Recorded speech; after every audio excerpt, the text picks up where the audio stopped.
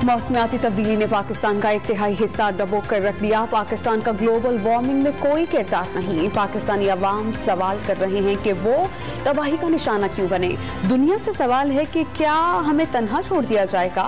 वज़ीर-ए-आज़म शहबाज शरीफ का अक़वाम मुत्तहिदा की जनरल असम्बली से खिताब।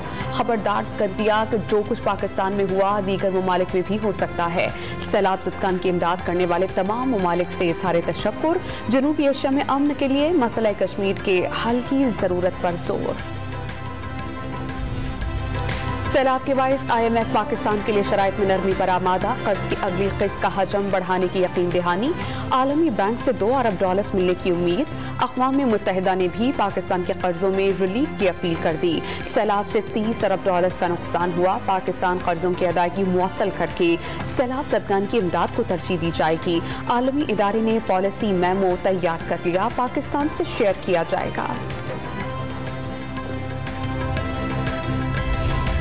आर्मी चीफ का सैलाब से मुतासरा बद्दीन और मुल्हिका इलाकों का दौरा। मुतासरीन सैलाब के साथ वक्त गुजारा। मेडिकल कैंप में सहूलियात का जायजा लिया। रिलीफ सरगर्मियों में मसरूफ जवानों से मुलाकात। तहरीक इंसाफ का महंगाई के खिलाफ मुख्तलिफ शहरों में एहतजाज। लाहौर, गुजरावाला, मुल्तान और क्वेटा समेत दीगर शहरों में कारकुनान सड़कों पर निकल आए। लाहौर में लिबर्टी से गवर्नर हाउस तक रैली। यास्मीन राशिद की क़यादत में कारकुनान की बड़ी तादाद में शिरकत।